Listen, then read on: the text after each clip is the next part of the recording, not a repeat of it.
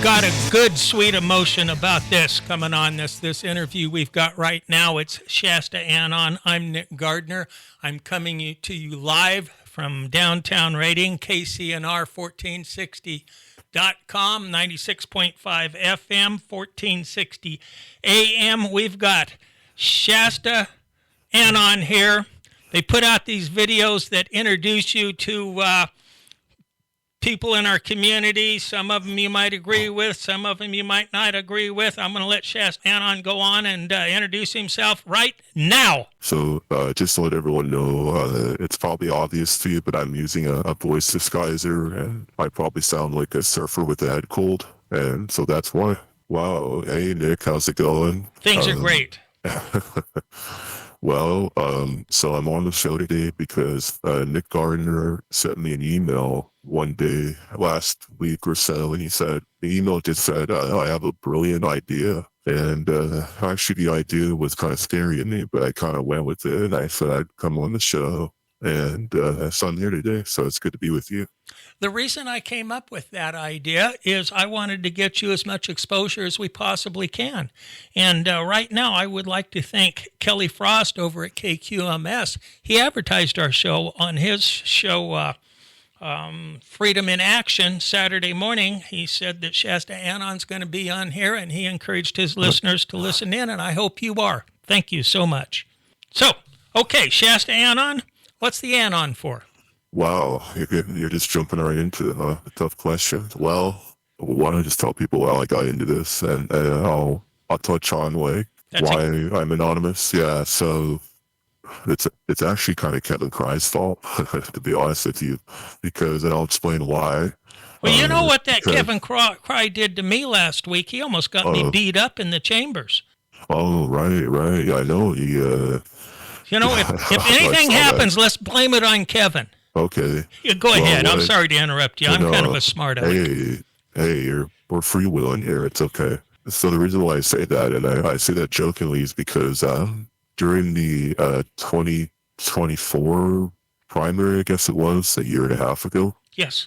Kevin, on his show, at the same time your show is on, he had a debate between Patrick Jones and Matt Plummer. And so I listened in, and I was kind of interested because I didn't really know anything about Matt Plummer. I mean, I guess I literally did not know anything about Matt Plummer. And I wanted to see what he was all about. I didn't really have strong opinions about him. I just thought he was sort of, supposedly he's Republican, and I think he was at the debate for the Republican Central Committee or whatever. But, I knew who Patrick Jones was, obviously.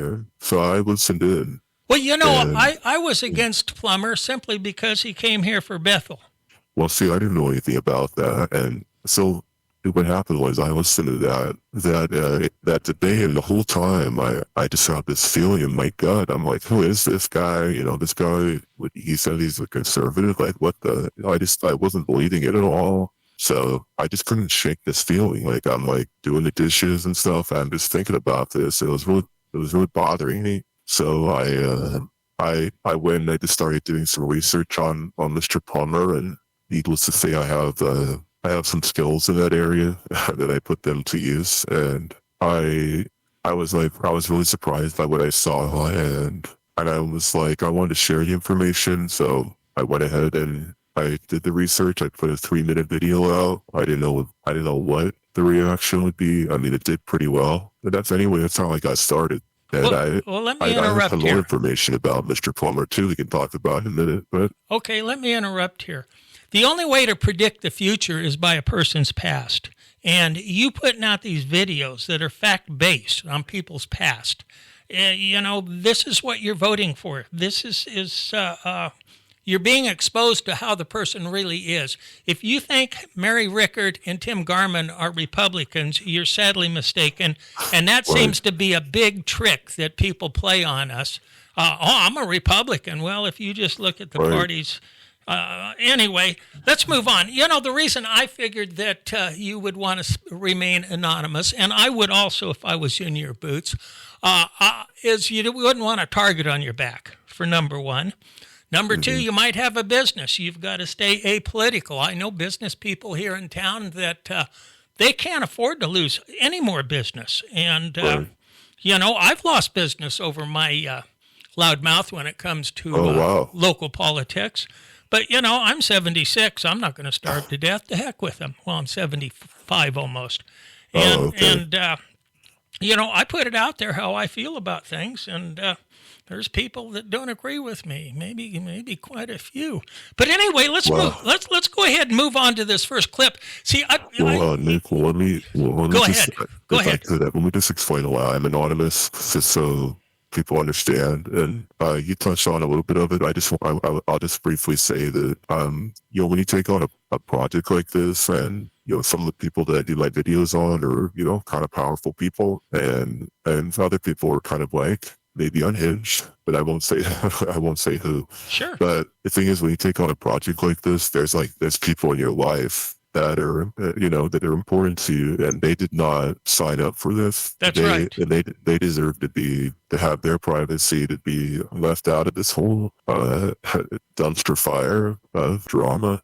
And the other thing is, I'm just not really interested in the attention and stuff. I kind of just enjoy. I'm a little bit of an introvert, and I don't really want. I'm not like Pinkney or Benjamin Nowain, where I got to stick a camera in my face every day and tell you how I feel about stuff. I do my research, I do my videos, and I'm hoping that they speak for themselves. If people don't agree with what I'm doing, they can refute what my facts are and go and put their own stuff out. That's how I feel about it. Well, just like this radio show when we first started, I said, if you don't like what I'm saying, don't listen. I don't care. Well, there you go. Yeah. Yes. Let's hit that first clip. This is Benjamin Nowain and his little wife, Jenny, and they need a lot of attention. When you have nothing left to lose, what are you capable of? Benjamin Nowain was born in 1982. His father was Benny Nowain, who was born in Iran and grew up in a Jewish family. He came to America in 1960 and went to Chico State, where he played soccer. He was the longtime manager of Radio Shack in Reading, and in 1995, he started his own electronics store called Bentronics. Benjamin graduated from Foothill High School in 2000. He had a passion for the arts and attended community college in San Francisco, where he studied film. He continued his studies at Shasta College, where he acted in a number of plays, though his performances were not well reviewed. He tried his hand at becoming a filmmaker and put out a casting call in the Record Searchlight, but this ultimately came to nothing. It was around this time that Benjamin began a relationship with a local girl, Jenny O'Connell. Jenny was born in 1984. She grew up in Burney, and her parents were Joy and Liam O'Connell. Joy was a social worker, and she spent her career with the county. In the 90s, she led workshops for prisoners at San Quentin, helping them get in touch with their feelings.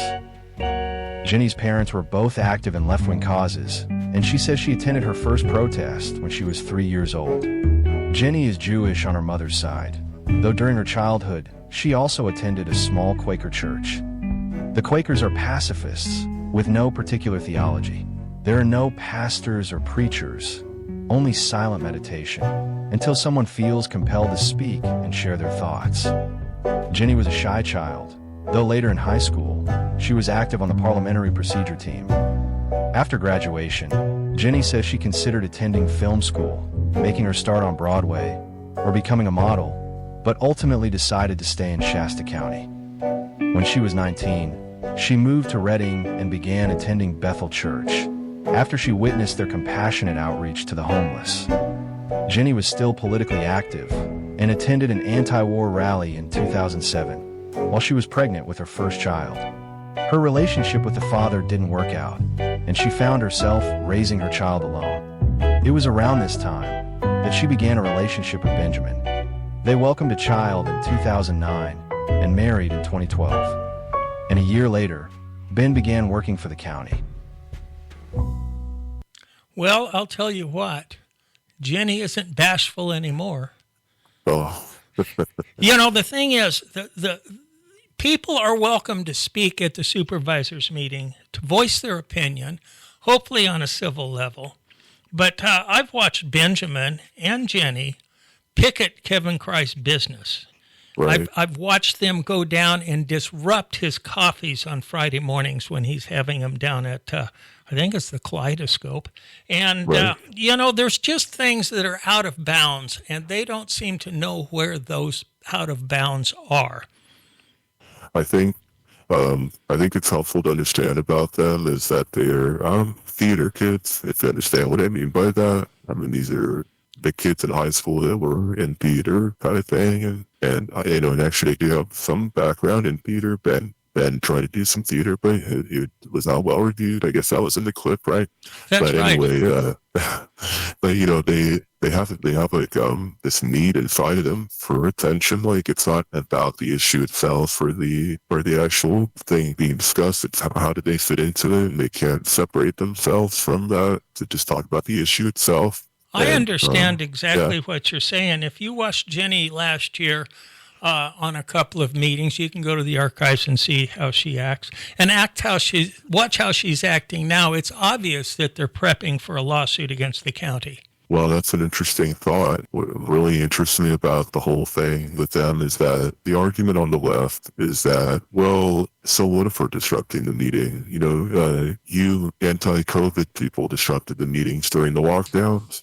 But if you think about it, it's a total difference there because the left, the Nowains, plus those anarchist Palestinian protesters, they want to shut the meeting down. Sure. To stop discussion. The folks that the other folks during the COVID time were trying to get the board chambers open so they could have discussion. It's a completely separate, different dynamic and a different purpose. That's absolutely right. Those Palestinians, those people in the black, they used profanity towards me when I walked by. I almost had to go get counseling. Well, I bet you did. I'm trying to keep this moving along because we have a lot of clips, but you talk anytime you want. I think the next clip is Nathan Pinkney. He's I consider him a local rabble rouser around town here. Mm-hmm. Although I've got a cordial relationship with Nathan. And, yeah, you do, yeah. I don't wish him any bad, but I don't agree with his stance on quite a few things. So let's hit it. Bam. In 2020, Nathan traveled to Seattle, Washington to take part in the Capitol Hill organized protest, known as CHOP. The Autonomous Zone was an anti-capitalist experiment in direct democracy. Nathan participated in the periphery of the protest, providing some drone surveillance to the CHOP security forces, as well as documenting the events on his YouTube channel, where he can be heard outside a police station chanting, "No justice, no peace. Take to the streets and F the police." CHOP would eventually end in violence, after 4 people were killed and numerous sexual assaults occurred. Nathan says on Facebook that he was shot at. Nathan first caught the attention of prominent local leftists in 2021 when he created parody videos mocking the Red, White, and Blueprint documentary series and the effort to recall Leonard Modi. All this came to a head one night when Nathan came up to Carlos Zapata and tried to goad Zapata into a fight. When Zapata waved his arm and knocked over a glass of water on Nathan, it set off a chain of events that would grip the community for months to come. This is a frequent tactic of Pinkney, who will often act provocatively and get into people's personal space to instigate a reaction and bring more views to his social media accounts. When they don't take the bait, it only makes him angrier. Nathan's attorney on the later court case was Lisa Jensen, who is now his fiancée. And Lisa's a pretty nice gal. She had her own problems. She got a DUI. She hit some guy on the sidewalk with her scooter and hurt him pretty bad. And Allegedly. Allegedly. Don't want you to get in trouble, Nick. Okay, thank you. I appreciate that. But they seem to be cordial lately. In fact, the supervisors' meetings have calmed down considerably. And I don't know who we got for the next clip. Who is on the next clip? Well, Nick, there's some updates about Mr. Pinkney. Go ahead. I'm ready. It's been cordial because they don't show up to the meetings. But that's right. There's a couple of restraining orders against him. Yeah, there's a restraining order thing, and he's not really supposed to be in there at the same time someone else is in the room. I think there might be like a carve out for that.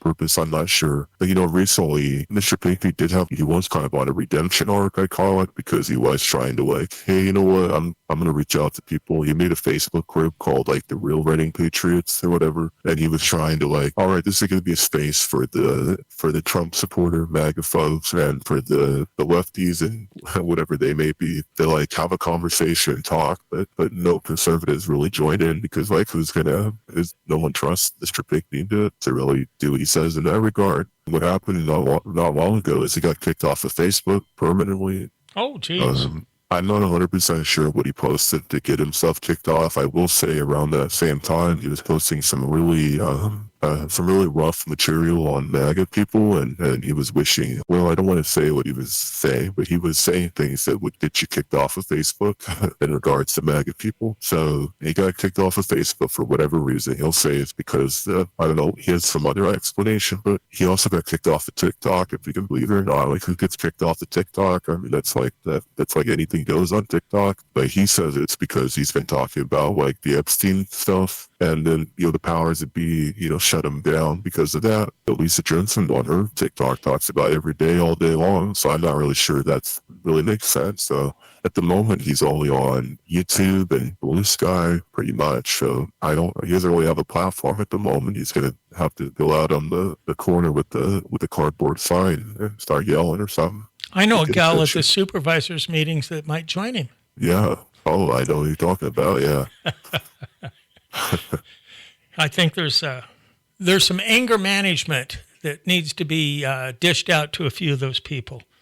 Well, something else to talk about, because I'm pretty sure I know what clip he played, but I couldn't hear it, of course. But the thing about Nathan and some of the other people on the left, on the far left anyway, is, they try to shame MAGA people to say like, oh, you don't support the Constitution, you don't support democracy and all this stuff. And the whole thing is just so dumb because, I mean, Mr. Pinkney, his ideal world would be, no capitalism. It'd be like that, the situation in Seattle. Like he literally traveled to Seattle to join this. Well, I mean, literally it is an insurrection. Let's be honest, it's like an actual insurrection because you're literally separating from the United States of America. And he goes to join this thing. And if you go on YouTube and watch his documentary he did on his experiences there, and he's really having a great time. And the whole place is just so run down and it's a mess. And it's just like, why would anybody want to live here? But well, you know what the thing is, what we have here in River City is all we have is a left-leaning news media. I really appreciated the video you did on the Record Searchlight. That pretty much spelled it out. I understood, how leftists, a news cafe has been for a long time, and how they deliberately twist words and deceive you. And make no mistake, when somebody deliberately deceives you, they're lying to you. And I get the biggest kick out of Doni Chamberlain. She claims she's been assaulted, even by a sheriff's deputy there at the Chambers. Right. And, the lanyard gate from a year and a half ago, right? Oh, gosh. She said someone yanked her lanyard, I won't say that was one of the other hosts on a broadcast. But, I never talked to him, but I suspect he was trying to just get her phone out of her hands and get rid of her, and she happened to have a Lanex around her neck, and he gave it a jerk. And then she wore that neck brace for like a couple weeks. It's like... I heard that the person she borrowed it from wanted it back, and she didn't want to give it back. I just made that up. I appreciate you bringing up that Record Searchlight video. I was really proud of that one. I know it's not the kind of video that's going to garner a lot of attention because it's not very, the topic is not very exciting, but I really enjoyed digging into the details of, going all the way back to the history and stuff. And I just looked at all the archives, and what I found was really interesting because I didn't realize that, I knew that not a lot of people were reading the Record Searchlight, but I had no idea how bad it was, because what happens is they don't advertise this or tell you about it, but every year the Record Searchlight has to publish in the print edition their statistics for the year. It has to do with, it's a law, it's been around for like 100 years. So I went all the way back to 1938 or 1940 something. You can see their circulation. So their circulation at the moment is it's a couple thousand people. I mean, there's a small chance that maybe they didn't do their reporting correctly, and maybe they didn't include their digital subscribers, but I kind of doubt it. That's why I use that song at the end of the video. I had originally planned to use that, but after I did my research, I used the Don't Fear the Reaper song. But I'm like, these guys, they don't have much. They're not going to be around much longer. And I was a little mean. I called the video "What Was the Record Searchlight." I agree with you. I don't think they'll be around much longer either. I said on my show a couple, 2 or 3 weeks ago that I read the paper, the email, the video copy, and there was one local article in it, and that was the weather report. And, that's the truth, and there's only 3 or 4 articles that are local in it, not counting the sports. And, they have some high school scores and stuff in there. It's sad because a hometown paper is important. Yeah, and they used to actually reflect the community they lived in. I honestly believe that. Like, when the community was a little bit more liberal during the Shasta Dam period, I mean, the paper was a little bit more liberal. And then in the 60s and 70s, when we had the rightward turn, the paper was more conservative. But then now it's the opposite. They're pushing this liberal stuff on a conservative community. Or else, maybe the better explanation is that the only people reading the paper are mostly liberal, so they're just kind of leaning into that and pushing and giving their readers they have left what they want. I don't know how to look at it exactly, but yeah. Well, from what I've gathered, liberals mostly want somebody to tell them what to do, so they read the paper to see which way the wind's blowing for them. Absolutely. There's they call it credentialism. They can't just make up their own mind based on their own life experiences, their own research, their own reading. And actually, that brings me to the topic of citizen journalism, which someone asked that I bring up. I want to touch on that real quick. Go. Because the concept of citizen journalism is journalism done by citizens as opposed to professional journalists, which I define as someone who went to journalism school, right? And if you use my definition, which I think is a good definition, Doni is a journalist. The people at the Record Searchlight are journalists, but Annalise Pierce did not go to journalism school, and neither did Mr. Nowain, all these three. So I would actually categorize them as community journalists, but they would really not care for that term at all. But I think professional journalism has failed us, and I don't see a problem with people. The thing is, the research is all there. Like for myself, everything I do, I use it's court documents, newspaper articles, old blog posts. It's stuff that's all out in the open that you can go and just determine for yourself. I very rarely get any, tips, kind of thing. The thing is, when you're saying things like that, publishing things like you are, me on here, you try and be accurate. That's what's most important. Honesty, integrity, and accuracy. And if you lose that, you're not going to have an audience. No, see, that's absolutely correct, Nick, because I was talking to Dave about that. I said, the thing about being anonymous like myself, and actually, if you want to be technical, I'm pseudonymous. The thing about that is you live and die on your reputation. Yes. Because it's not about who you are or where you work or where you go to church or what grocery store, what baseball team you like. No one has anything to attach onto you except what your research has. And the thing is, I'm very fastidious about my facts and my piece. People could disagree how I piece them together and then the conclusions I come to. But the thing is, at the end of the day, if I purposely lie or am not accurate, I got to answer to someone on Judgment Day about that. And I'm more worried about that than I am about any of the lefties. Absolutely. Hey, we've got to take a break. I guess we'll take a break right now, and we'll come back with Donnie Greenberg. So we'll do the break right now.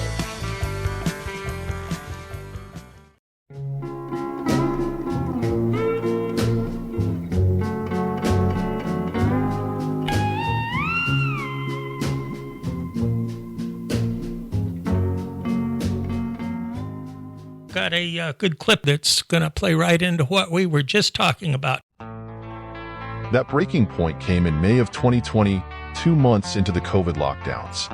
An admitted germaphobe, Doni followed every COVID protocol and mandate to a T. When she saw District 5 Supervisor Les Baugh break the rules and get a haircut, something inside her snapped. She wrote a scathing takedown of Baugh that would become the model of a news cafe post from that day forward. In May of 2020, Doni, tried to get Sheriff McGreeny canceled for allowing a Mother's Day rodeo. She predicted there would be a surge in COVID deaths, but this never happened. Only a few weeks later, there was a protest in Reading over the death of George Floyd, but she had no concerns that this large gathering would become a super spreader event. In July of 2020, Doni tried to get Bethel musician Sean Foyt canceled for having the audacity to hold a worship service at the Sundial Bridge, calling him a plague rat for following the directives of God to gather in worship. Soon after, Doni wrote her most infamous post, titled, "Dear Governor Newsom, we've got trouble right here in River City." In that post, she begged the governor to use the power of the state to punish the average citizens of Shasta County that in her mind were not taking COVID seriously. All this makes perfect sense when you understand Doni's politics. Doni, who voted for Bernie Sanders in 2016, supports gay marriage, free college tuition, universal health care, and decriminalizing drug use.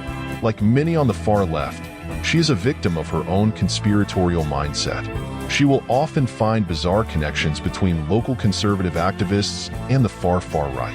One example is when she linked the Recall Modi movement with QAnon because she said their logo looked like a Q. In another instance, she compared the Proud Boys, who showed up to Carlos Zapata's trial in 2021, to the KKK, a white supremacist organization.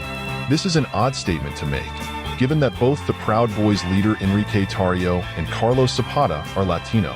Doni also has a long history of bad predictions. She predicted the Red, White, and Blueprint series would never finish, though it went on to produce 8 episodes with thousands of views each. She also predicted that the Recall Modi group wouldn't be able to gather enough signatures to put the recall on the ballot. It not only made it to the ballot, but was successful by a clear majority. More recently, she predicted the effort to recall Kevin Cry would be a resounding success, but it failed. She makes so many bad predictions because she is out of touch with the regular citizens of Shasta County. Doni and the writers at a news cafe believe they know better than the ignorant masses how Shasta County should be run. To them, anyone who wants Christianity to play a more prominent role in civic life is a Christian nationalist. Someone who takes the Constitution of the United States seriously is a rabid constitutionalist. Any member of a militia is a domestic terrorist, and anyone who cares about election integrity is an election denier. We're going to jump up and talk about Matt Plummer. We've got a clip from Matt Plummer, and then we've got an Alan Long clip. And remember, if you'd have known this about them, wonder to yourself, would you have voted for these guys? You know, just one more vote. These guys can control the county. Just one more seat up there. And that is why it's so important for me to get these videos out to make people aware of who they're voting for. So I'm stressing you to send this to all your email friends. So let's go. Who knew that in sleepy little Shasta County, globalists are trying to take over? Matt Plummer, native of Califon, New Jersey, about an hour from Manhattan, graduate of Yale University. Plummer spent 6 years at the Bridge Span Group, an offshoot of Bain Capital, Mitt Romney's company. The Bridge Span Group is a nonprofit consulting firm whose clients include the Bill and Melinda Gates Foundation, the Rockefeller Group, Planned Parenthood, and the George Soros Open Society Foundations. The stated goal of the Bridge Span Group is to make these left-wing nonprofits more effective in their attempts to enact social change. During his time with the Bridge Span Group, Plummer co-authored a number of articles, including one in the Stanford Social Innovation Review called How Field Catalysts Galvanize Social Change. In that article, he writes about how NGOs have led the way in making same-sex marriage more acceptable in America. Plummer also maintained an active Twitter account where he retweeted and praised the World Economic Forum and Rhino Paul Ryan. In 2016, Plummer made a fateful decision. He admired how Bethel Church was using its influence to create social change in Redding, California. Within a year, he would move his family here and start his own consulting company, Zarvana. Zarvana offers strategies and how-to videos teaching organizations how to be more effective. One of his clients was the church he came to Redding to be a part of, Bethel. Matt Plummer, all he's ever done, in my opinion, is consulting work. We need somebody in there that has life experiences. If you take a look at the makeup of the board right now, you've got 3 working people, Kevin Cry, Chris Kellstrom, and Corky Harmon. And then the other 2, Well, have fed at somebody else's pot, usually the government's pot. I guess, Matt, he's probably, I'm guessing, is Bethel's pot. And, we need people that have life experiences getting in there, running our county the way we, the taxpayers, want our county run. And we're approaching that right now. What's your thoughts on Matt Plummer as a supervisor? One black mark against him before you get going. He nominated Alan Long to be chair, and he hadn't even been a supervisor for 20 minutes. Now, how does that work? Did you notice how brazen they were at that first board meeting? They were letting it all out there. Mr. Long was particularly brazen. I feel like after the video on him came out, he kind of calmed down a little bit. And also, I noticed that right after the video came out, that board supervisors meeting that was directly after that, the board confronted him about his wife and the fact that she's on the RCRC thing, and she's a county council for a number of small counties up here. But anyway, regarding Mr. Plummer, I mean, what you said about life experience is interesting, because until recently, I'm not sure he actually ever, had a mortgage on the house, for what it's worth. I mean, not that, there's more to life than having a mortgage owning your house, but there is a certain bread and butter understanding of day-to-day life that you get by having that type of responsibility. But something about him that's interesting is, I didn't notice this, I think it happened right after my video came out, is that I looked at his financials, that he actually received money from PG&E. I'll be darned. You believe that? It wasn't a huge sum of money, but I was really surprised by that. And as far as I can tell, no one else has received money from PG&E at all. I did a search. No one has received money from PG&E except Matt Plummer. And can you imagine any scenario where Kevin Cry, Chris Kellstrom, or Corky Harmon would take money from PG&E? No, I can't. I'm just speculating here. I think PG&E gave him some money, and they wanted to see what would happen, like as a trial balloon. Like, would he accept the money, or would he just refuse it outright and say no? Because they wanted to kind of see where he would land on that. Well, he took the money, as far as I can tell. He took the money. There's no evidence that he returned it. And I think that's interesting in light of the fact that, do you remember when Governor Newsom was up here and he gave a speech, and the only elected official, the only supervisor in our area that was there was Matt Plummer. He was standing right behind him. Yes. Newsom received over like $200,000 from PG&E in his last campaign. What about Matt Plummer made PG&E say, hey, we're going to reach out to this guy? What made the governor's office say, out of everyone in Shasta County, we're going to reach out to this guy and have him show up behind us, Well, one thing I notice about well-educated people, and Matt Plummer and Alan Long are well-educated, it seems to me like they're good excuse makers. I think anything you proposed with them, they'd have a good excuse, whether it should fly or whether it shouldn't fly. And that goes back to their arrogance when they tried to push Alan Long into the chair seat. They had quite an argument, but they didn't have a leg to stand on. No experience. No. And boy, that would have been a catastrophe for Shasta County, in my opinion. You're probably going to play some clips on Mr. Long, so I maybe I'll save any comments I have for after that. But well, he doesn't want to say about Mr. Long. My stance on the vapor trails that go from horizon to horizon is that they are chemtrails. Now, what do they call them? Geoengineering trails. You all know what I'm talking about. Those clouds. They say they're contrails. That's you're talking about. Depending on who you're talking about. If you're talking about the people who dispute it, they say, it's just contrails from commercial airplanes. That kind of thing. Well, if it was a real contrail, it'd dissipate within about 90 seconds.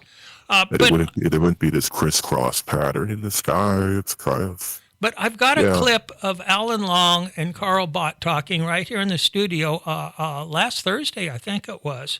And I want you to hear his arrogance when it comes to discussing them. Are you ready with that clip, Dave? Yep, he's got it. Let's pop it. About some agendized items that I don't think are relevant to our community and trying to better our community. So I'm trying. Can you give us an example of that? Chemical trails. So y'all talk about chemtrails? Yes, we agendized that, and we had a full presentation. And you did. We spent a considerable amount of time, and that agitates people. And the thing is, Who knows if they're true or not? I don't want to weigh into that, but is that really? Well, I'd be happy to, but I'm not. Is that really within our jurisdiction? And is it something we could change? And let's just say we were able to substantiate it was true, which we won't be able to. We Good never luck. will.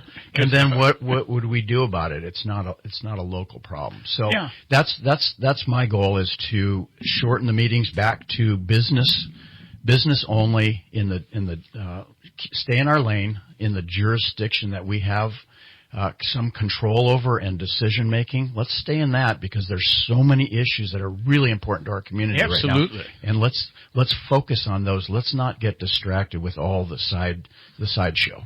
Chemtrails, I forgot about that one. I thought, You asked for an example. oh, that was a great example.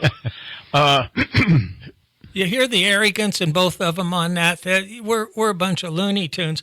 But, we're the first ones that got rid of Dominion. We started the conversation going when the chemtrails were brought up and Dane Wigington gave a presentation. It all started with Kevin Cry having a talk with a doctor that said we had an unusual large amount of certain cancers in young people that could be attributed to it. And, it wasn't a lengthy conversation. I think Dane had 9 minutes, and then the idiots, the failed recall people. It was minimal, yeah. It was less than a half hour, 45 minutes. And I just detect arrogance in there. And Go ahead. Well, the thing about that bothers me is that people on the left, and I include Mr. Plummer and Mr. Long in this, is that they, because of their credentialism, they don't accept that anything can be true unless there's some nonprofit funded study or some official proof that has told them that it's true. They've lost touch with their own gut instinct and gut sense. It tells them, their own senses that tell them that there's something off here. And I think you ignore that kind of stuff at your peril, personally. You hit the hammer right on the nail head. If it isn't scientifically proven to them through their lack of education, although they're overeducated, it just can't be. And, I get a kick out of these people that say the science is settled. Science is never settled. Never settled. And I've seen too many examples of these chemtrails to think that they don't exist. And in fact, the government has admitted that they exist. They just won't tell us what they're doing. But let's go ahead and hit the unless you got something to say, we could hit the car crash. Go ahead. Let's hit the car crash with Alan Long. I think he could use some driving lessons from Doug Jenke. Here we go. Can you ever really know what lies in the heart of an elected official? Alan Long was born in Illinois in 1960. When Alan was a young boy, his family moved to Palo Alto in the Bay Area. He had an idyllic childhood with safe neighborhoods, good schools, and a job working as a paperboy. Long attended Palo Alto High School. One of his fellow classmates was Tom Himes. The two graduated in 1978 and attended the same community college, where Tom finished his first semester on the honor roll with plans to attend Stanford. Another fellow freshman was George Tan. George was a committed Christian and active in the life of his church. The future looked bright for the three freshmen, and it seemed as if they had the whole world ahead of them. But all of that would change in an instant. On the night of January 12th, 1979, Long was driving with Tom, who was in the back seat, and George, who was in the front. Long was driving fast, and when he rounded a curve, he crossed over the center divider and into the path of a pickup truck. George Tan was killed instantly, while Tom Himes, who was pinned in the back seat, died hours later at the hospital. Long was thrown from the car and somehow survived, with only a few cuts and bruises. Funerals were held for George and Tom a few days later, and they were both interred at Alta Mesa Cemetery in Palo Alto.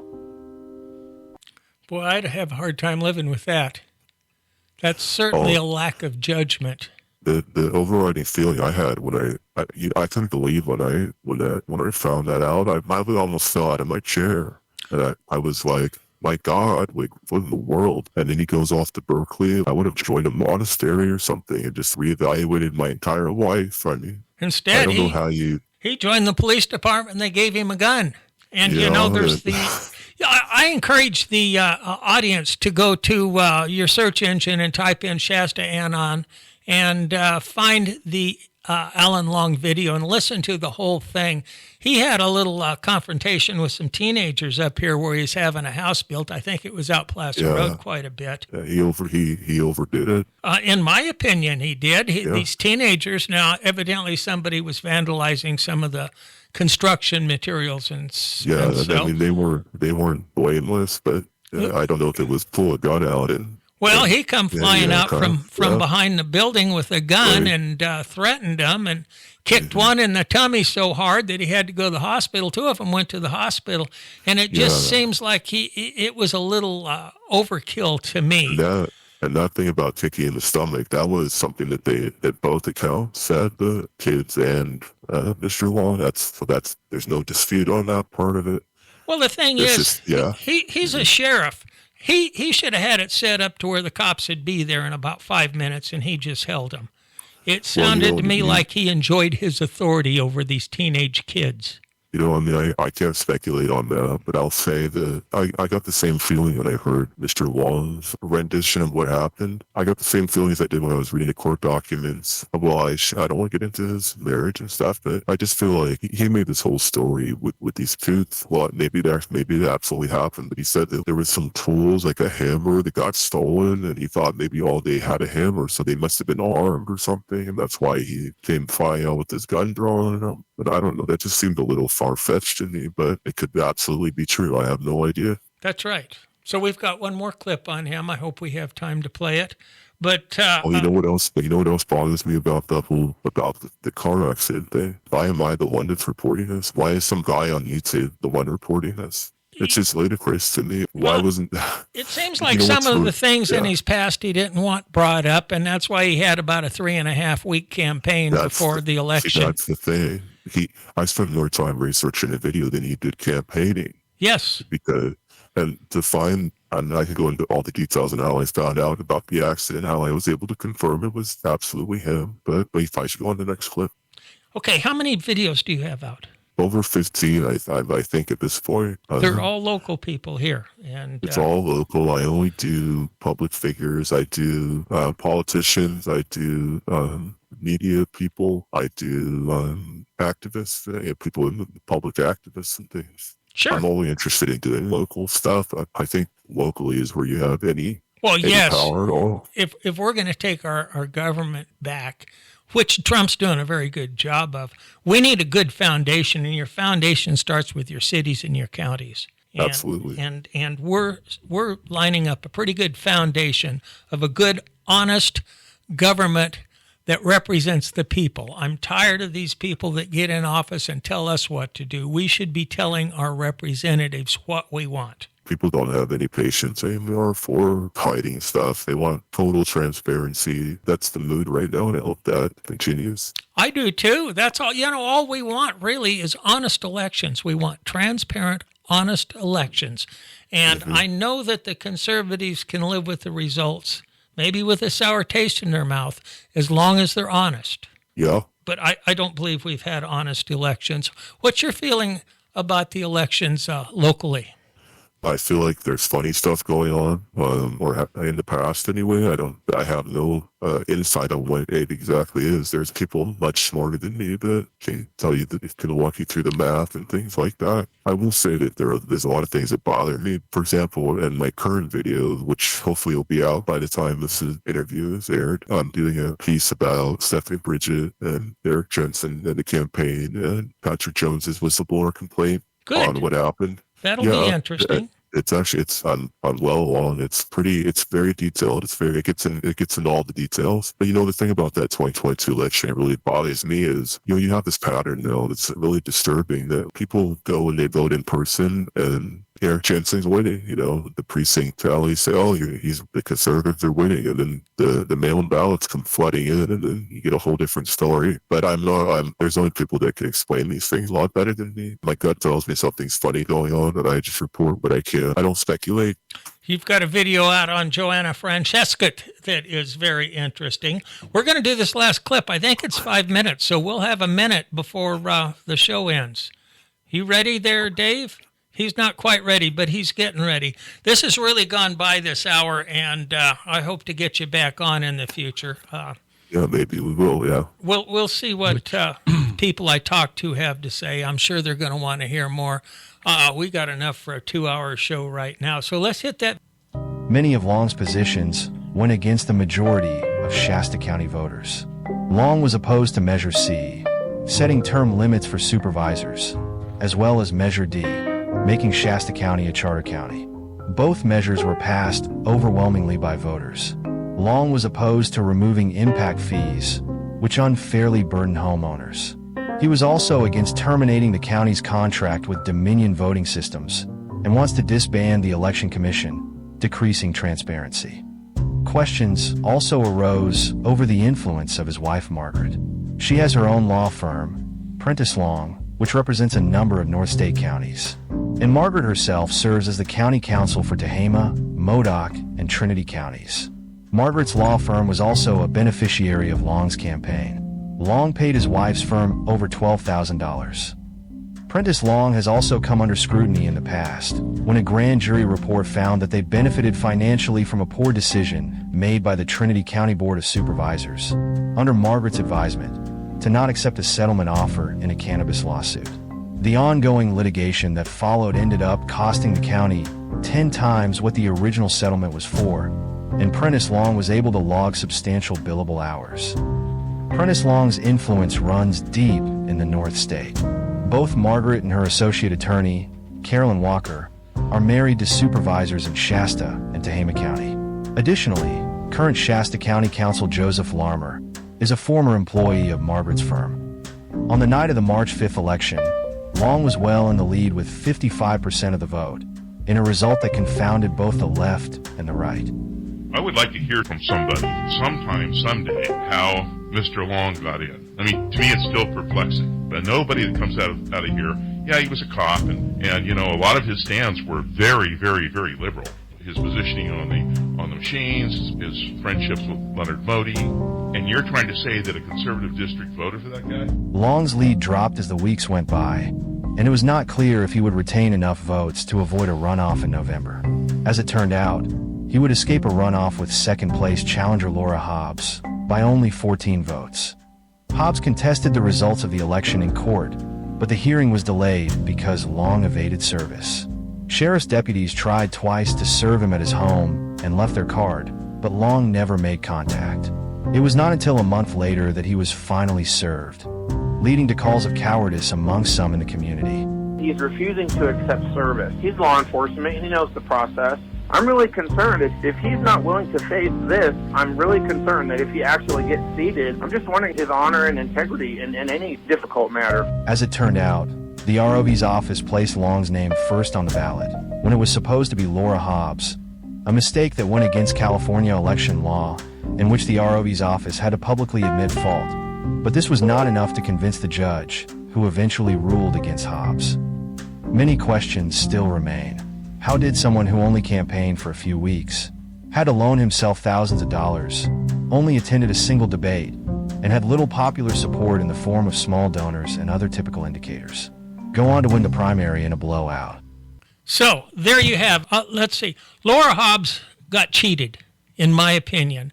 The judge should have ordered a runoff between Alan Long and Laura Hobbs. The vote was split with Laura. There was 2 other candidates, and she would have had a lot more votes without him. I'm going to let you finish up, ShastaAnon, and thanks for coming on, buddy. Mucho grande. Really appreciate it.